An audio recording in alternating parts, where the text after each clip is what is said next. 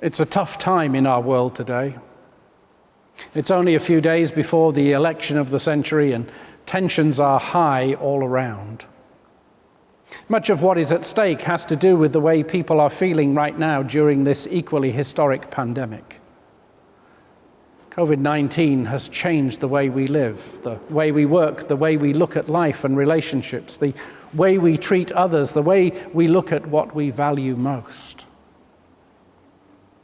While many of us continue to at least adjust to minor changes such as working from home or doing church in new ways or changing exercise routines and eating on porches, wearing masks, learning to enjoy the simpler things of life, for others, COVID has felt like a wicked curse. Huge numbers of people are completely out of work and trying to make ends meet in any way they can. Retirees have seen their stocks fall and their savings disappear. Children are struggling for food and learning to adapt to school online. Many of us have lost loved ones to the virus. In some cases, it has ravaged entire families. People live with a constant fear of contracting the potentially deadly virus. And that stress eats away at their peace and well-being on an everyday basis. People long for social interaction but fear the consequences. The choice between fear of death or hospitalization and loneliness or isolation seems an unfair predicament. And grief is rampant. And the fallout of a world in mourning has caused an already fractured nation to reel with unrest and polarities and dissension. We as a people are hungry for rest, change, and an end to all this suffering and disruption to our lives. We just want it to stop. Enter Jesus. Jesus must have sensed a similar feeling in the crowds that day as he went and sat down on a hillside outside Capernaum in the lush fields of northern Galilee. Coming to see him were those harboring hope for something, anything, to change. People were tired. Money was tight and work was hard. Taxes were steep. Disease was rampant. In fact, some historical sociologists believe that a virus had driven many from the area around Nazareth north to the shores of Capernaum and the other harbor towns. Rome felt oppressive, and so did their local governments. Faith was rare, revolts were common, bloodshed was an almost everyday occurrence. The atmosphere was politically charged and economically challenged. So imagine the curious and confused looks when Jesus starts to speak. Blessed are the poor in spirit, for theirs is the kingdom of heaven. Blessed are the meek, for they will inherit the earth. Blessed are those who hunger and thirst for righteousness, for they will be filled. Blessed are the merciful, for they will receive mercy. Blessed are the pure in heart, for they will see God. Blessed are the peacemakers, for they will be called children of God. Blessed are those who are persecuted for righteousness' sake, for theirs is the kingdom of heaven. And blessed are you when people revile you and persecute you and utter all kinds of evil against you falsely on my account. Rejoice and be glad, for your reward is great in heaven. For in the same way they persecuted the prophets who were before you. You see, blessings purvey a gracious, humble, and gratitude-filled way of life advocated by the Jewish faith. To live a blessed life is to find a way to feel God's face shining upon you even in darkest times.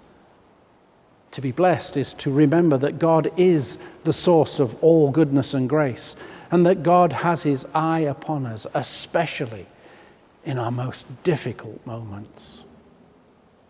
For God never forgets us.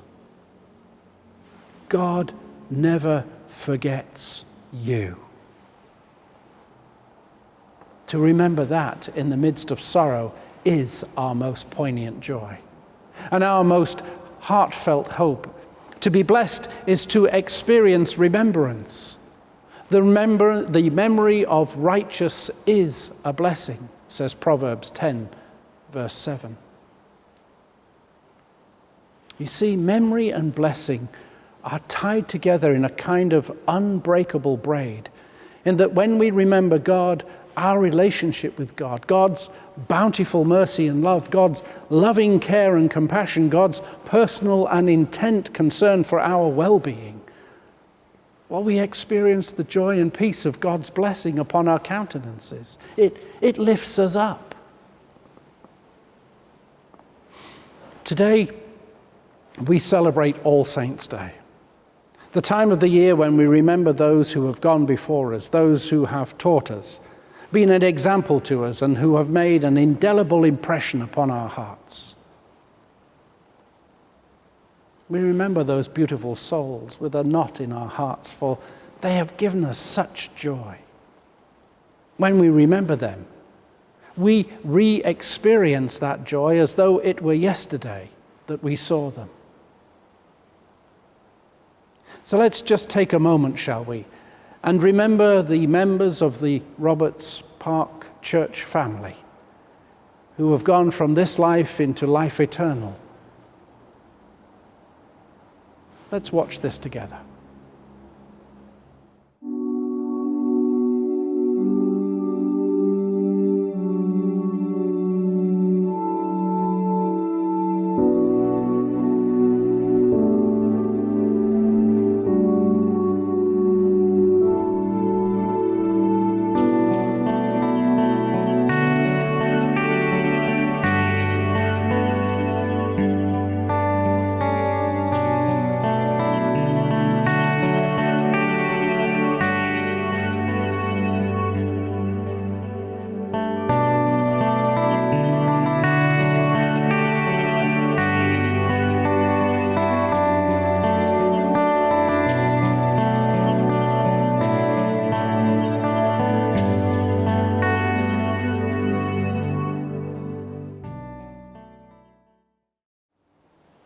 Will you pray with me?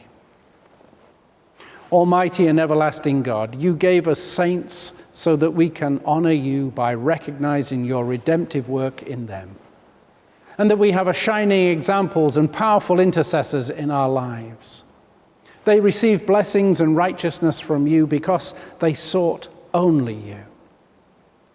Allow me today to appreciate them for their past merits and the present prayers offered in the sight of you, so that my life too may be one of service pleasing to you. You gave us the church so that your saving work and ministry would continue after your ascension. And today the church reminds us of contemplating the glory of all your saints, listening to the Beatitudes. How often do I forget the price of sainthood? You are right. It is the poor in spirit, the mourners, the hungry and the thirsty, the merciful, the clean of heart and the peacemakers and the persecuted who merit your great reward in heaven. Do not let my heart harden to the truth that I may have to give up everything to gain you, my true everything. Amen.